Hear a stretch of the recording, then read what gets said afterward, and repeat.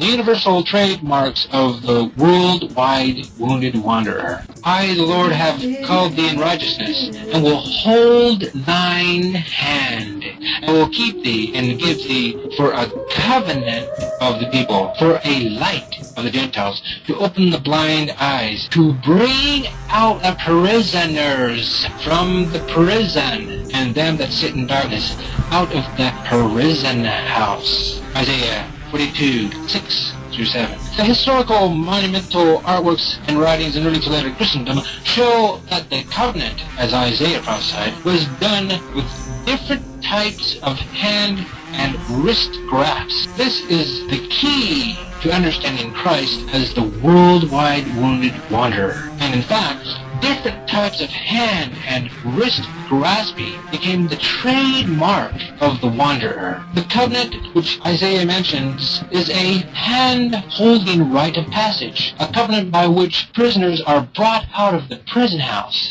You see, in the artworks, different types of hand and wrist grasps. For this is the very moment when Christ's post-resurrection international trek begins. These scripts are so often repeated and depicted in Christian artworks that some writers have suggested that certain hand clasps is the trademark of the iconography of Christ's post-crucifixion descent into Hades. As Christ raises up the dead by their hands, some artworks show him turning, others show him turned and pulling out Adam, the first in many to be pulled out of the underworld. As he marches away from the entrance to the underworld with the cross banner flowing in the wind, which banner he holds in his other hand, it is at this point that his first post-resurrection treks around the world and his victory march is underway. During this trek, he goes forth as the messenger of the covenant. For it is during his post-resurrection visitations that he teaches his followers the new covenant, the mysteries of his life,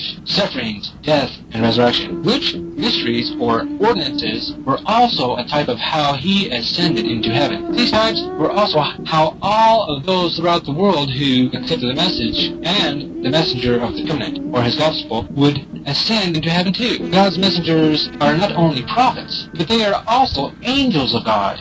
After he rose from the dead, he taught the nations of the world the new covenant. Therefore, Christ is the messenger of different types of hand and wrist grasping rites of passage. Christ is also behind the mask of other nations' legends, traditions, and wounded, wandering, crucified gods, just as Christ is behind the legends of Christendom's Santa Claus.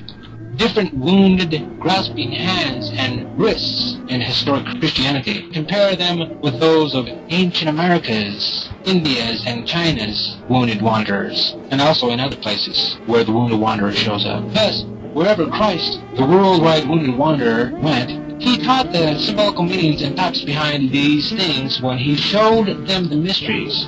However, unfortunately, every nation that received the mysteries in ancient times suffered periods of time where apostasies raged and turned the doctrines and rituals into legends. That is why we can only detect fragments here and there. For wherever we find different aspects of the mysteries, even though in many cases in apostate and fragments, it is likely that we will also find legends and stories about how the wounded wanderer passed through that way. Concerning these mysteries and their conditions throughout the world, Dr. Hugh W. Nibley notes how the mysteries have been taught from the very beginning of the human race, and how that they pass through alternate phases of apostasy and restoration, which he says has left the world littered with fragments of the original structure, some more and some less recognizable, but all badly damaged and out of proper context. In the case with historic Christendom, in order for us to understand more about the symbols that the early Christians looked for in the worldwide wounded wanderer, we need to consider in more detail these trademarks of the wanderer. Already we have considered some of these grasps on the hands and on wrists already, such as those by the artist Angelico AD 1387 through 1455. For in his depictions of Christ's descent into Limbo, and of his depiction of Christ the Pilgrim, there are different types of grasps on wrists and hands.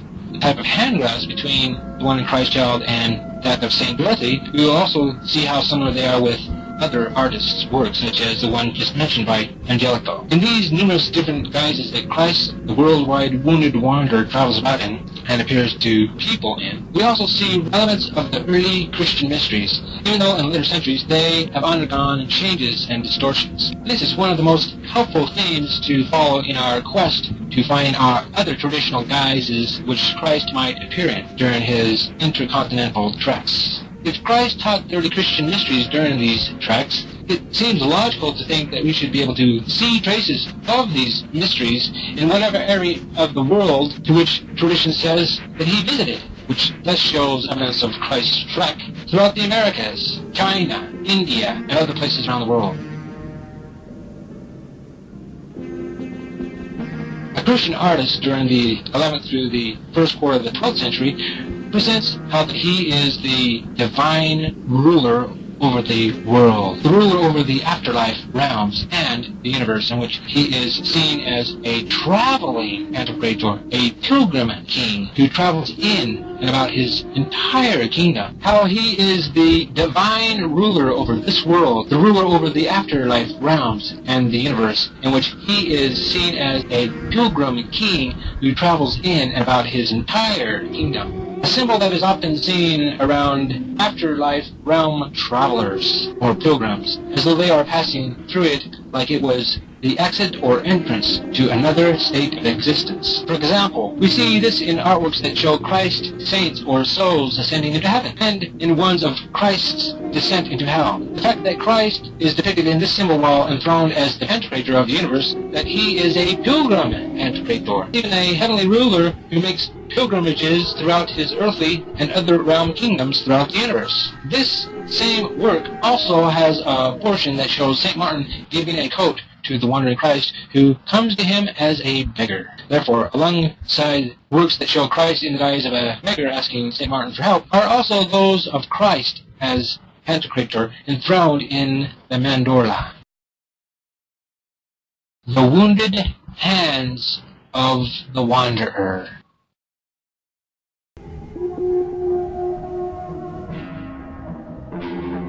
In the background scenes of this late 15th century artwork, there are two monks. They appear to be greeting each other. One of the monks supports himself with a crutch or pilgrim's walking stick. The other grasps crippled monk's hand in the same type of ways in which God grasps Eve's hand to raise her out of Adam's side. In one depiction, the hand shakes between God and Eve is surrounded by a circle of praying angels. This same type of handshake is seen in the manner in which Adam and Christ grasps each other's hands in depictions of Christ raising souls out of Limbo and Purgatory. But also are the same types of clasps that people greet each other with in artworks depicting scenes in paradise.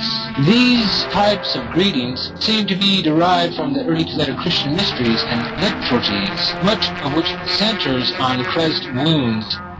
In earlier centuries, early anti-Christians such as Caecilius and Fronto were disturbed by this type of symbolism as being used by the early Christians. Caecilius charged that they recognize each other by secret marks. Fronto ascribes this to them. When they extend the hand for greeting at the bottom of the palm, they make a tickling touch, and from this they ascertain whether the person who appeared is of their faith. Critic W.M. Hackwood notes that Christian symbolism was fostered by the horrors through which the early Christians had to pass through during times of persecution. Thus, symbols were invented and used as secret signs by which the Christian brethren would or could recognize each other. John P. Lundy wrote that all the symbols of Christianity were ordained primarily to teach pure doctrine, that they were necessarily used to distinguish Christianity from paganism.